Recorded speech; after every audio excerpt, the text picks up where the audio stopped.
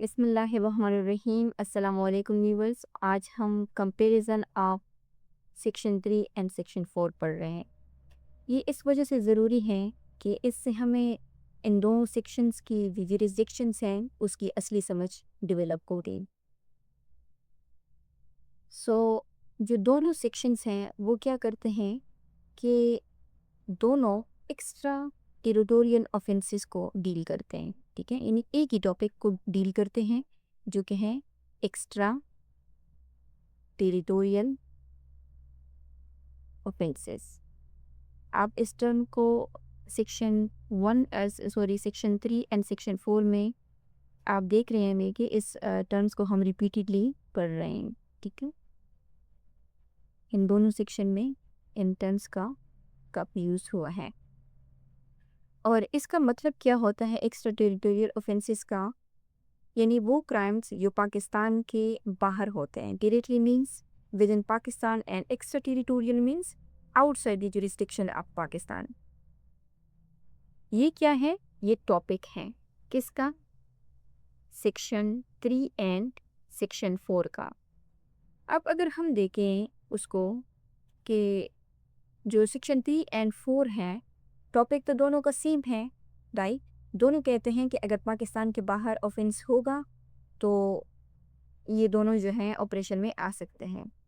लेकिन दोनों जो सेक्शंस हैं उन दोनों का अप्रोच जो है वो बिल्कुल डिफरेंट है।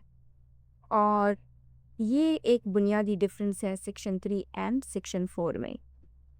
ठीक है, जो सेक्शन नंबर 3 है, अगर आपको याद हो आप रिमाइंड करें कि सेक्शन नंबर 3 ये कहता है कि any person liable by any Pakistani law.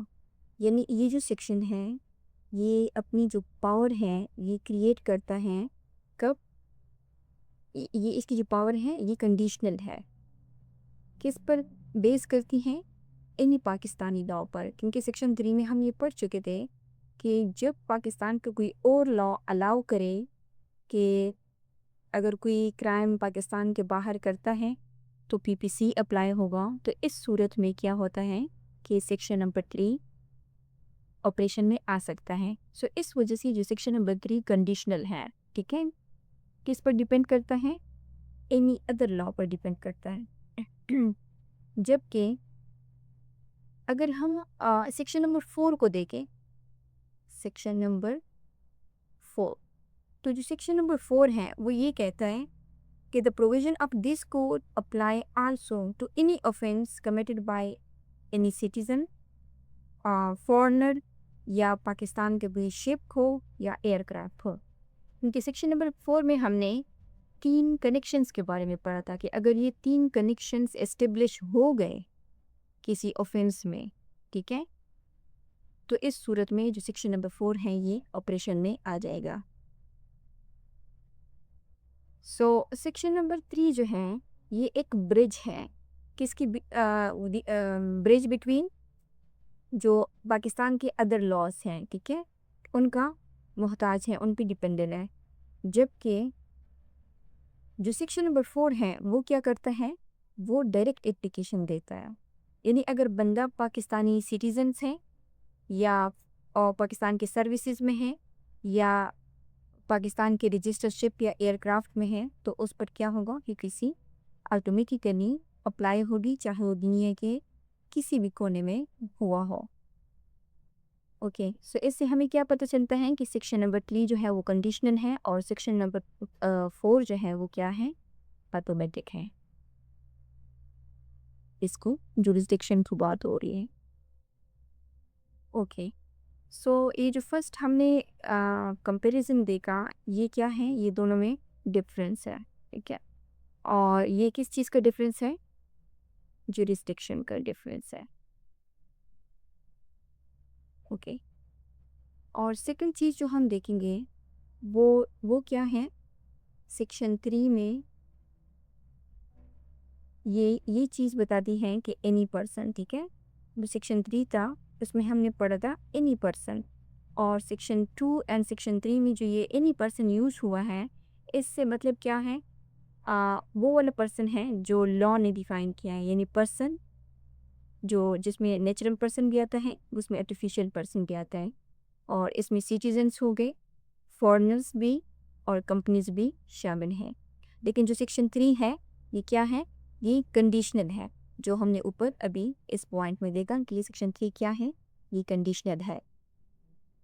जबकि अगर हम सेक्शन 4 को देखें तो सेक्शन 4 क्या करता है कि सेक्शन 4 में स्पेसिफिक लोग हैं, ठीक है। हमने यहाँ पे 3 कनेक्शंस की बात की कि अगर वो पाकिस्तान का सिटीज़न हो, या वो सर्विसेज में हो पाकिस्तान के, या वो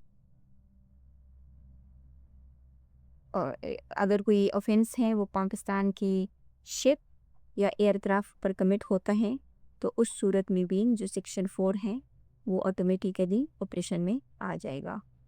इसका ये मतलब है कि जो सेक्शन 3 था, जो सेक्शन 4 है वो नैरो है लेकिन पावरफुल है, जबकि जो सेक्शन 3 था ये ब्रॉड है। क्या है? सेक्शन 3 ब्रॉड है लेकिन क्या है? डिपेंडेंट है। किस पर डिपेंडेंट है वो ऑलरेडी हमने देख लिया कि जो बाकी लॉस हैं। सो ये वाले जो डिफरेंस हैं इसको हम नाम देंगे scope of person. Scope of person, ठीक है। क्योंकि सेक्शन 3 का जो पर्सन का कंसेप्ट है ये ब्रॉडर है, ठीक है। और यहाँ पर जो पर्सन्स का कंसेप्ट है सेक्शन 4 में, ये क्या है? ये नैरो है, ठीक है। सो जो जुरिस्डिक्शन है उसमें एक और चीज़ भी आती है, जैसे जो सेक्शन 3 है उसमें जो जुरिस्डिक्शन का सोर्स है हमने कहा कि एनी अदर लॉ, राइट। जैसे कोड ऑफ क्रिमिनल प्रोसीजर हो गया 1898, या एक्स्ट्राडिशन एक्ट 1972 हो गया, राइट। इसको हम ऑलरेडी सेक्शन 3 एंड 4 में अलग अलग कवर कर चुके हैं। और जो सेक्शन 4 है उसमें जो जुरिस्डिक्शन का कंसेप्ट है का सोर्स है वो खुद क्या है? वो खुद पीपीसी है।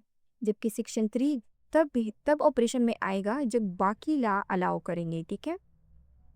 और सेक्शन 4 जो है उसको किसी एक्सटर्नल लॉ की ज़रूरत नहीं है, ठीक है। उसकी जुरिस्डिक्शन के लिए एक्सटर्नल लॉ की ज़रूरत नहीं है, वो खुद ऑटोमेटिकली पीपीसी से पावर लेता है। इस वक्त आपके जहन में हो सकते हैं कि ये सवाल आ रहा हो कि क्या दोनों जो सेक्शंस हैं सेक्शन 3 एंड 4 में अक्यूज़ का पाकिस्तान में होना ज़रूरी है जब वो बाहर कोई क्राइम कमिट कर लेता है। थ्योरेटिकली अगर हम बात करें तो दोनों सेक्शंस में लॉ अप्लाई हो सकता है, ठीक है। लेकिन अगर हम प्रैक्टिकली बात करें तो ट्रायल के लिए अक्यूज़्ड का पाकिस्तान में होना ज़रूरी होता है, और उसको हम देख चुके हैं क्योंकि जो ट्रायल चलता है उसके लिए अक्यूज़्ड का होना, विटनेसेस, एविडेंस, ये सब ज़रूरी होता है, ठीक है। और अगर ये सब अक्यूज़्ड पाकिस्तान में अवेलेबल ना हो, विटनेसेस ना हो, एविडेंस ना हो, तो फिर इस सूरत में प्रैक्टिकली ये मुश्किल हो जाता है। और इसकी जो डिटेल्स है वो हम पिछले जो सेक्शन 3 एंड 4 है उसमें कवर कर चुके हैं, आप उन वीडियोज़ को देख सकते हैं।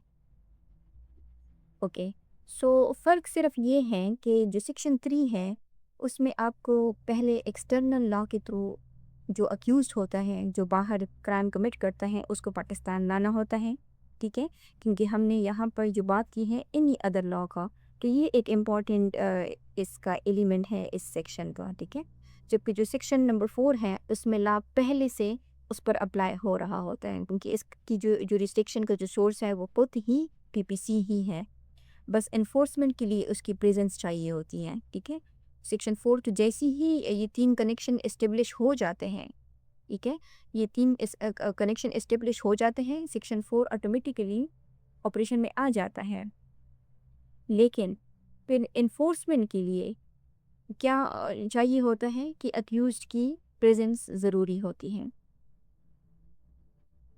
ओके, जो थर्ड चीज़ है वो है वो ऑलरेडी हम पहले सेक्शन में भी देख चुके हैं।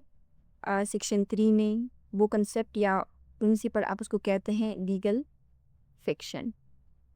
ये जो लीगल फिक्शन का प्रिंसिपल है ये सेक्शन 3 एंड 4 दोनों में है, लेकिन इसमें थोड़ी सी डिस्टिंक्शंस है, ठीक है। इसकी जो एप्लीकेशन का नेचर है वो कैसे कि जो सेक्शन 3 है वो एक्सप्लिसिटली कहता है कि उसमें मेंशन है as if committed within Pakistan, यानी अगर पाकिस्तान से बाहर कोई क्राइम कमिट होता है तो उसको कंसिडर किया जाएगा, अज्यूम ये किया जाएगा कि जैसे ये क्राइम किया हुआ है पाकिस्तान के अंदर कमिट हुआ है, तो ये क्या है, ये एक लीगल फिक्शंस क्रिएट करता है जो सेक्शन 3 है।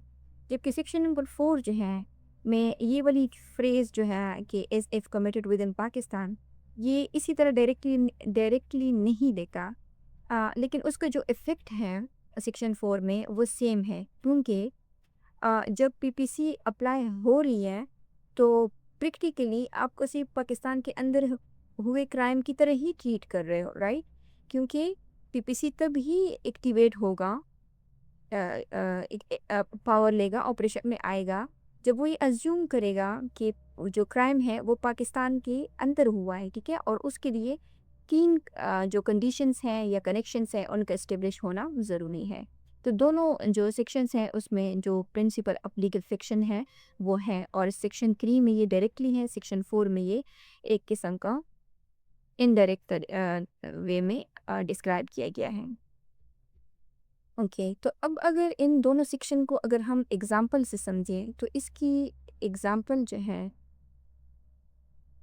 ऐसी है कि अगर एक फॉरेनर है वो फ्रांस में क्राइम करता है, राइट, और किसी और लॉ के थ्रू पाकिस्तान में ट्रायल अलाउ होता है, जो किसी और लॉ कौन सा है, एनी अदर लॉ, कोई भी स्पेशल लॉ हो सकता है, राइट। तो उस सूरत में क्या होगा कि सेक्शन 3 का केस हो सकता है। लेकिन अगर एक पाकिस्तानी सिटीज़न है जो मिसाल के तौर पे यूके में मर्डर कमिट करता है, तो ये फिर क्या है, ये डायरेक्ट सेक्शन 4 का केस है। यहाँ पे डायरेक्ट सेक्शन 4 ऑपरेशन में आएगा। यहाँ आपको किसी और लॉ की परमिशन का वेट नहीं करना पड़ता, क्योंकि पीपीसी खुद अप्लाई हो रही होती हैं। ओके, तो इसके अलावा जो एक और प्रिंसिपल हैं सेक्शन 3 एंड सेक्शन 4 के कंपैरिजन में, वो हैं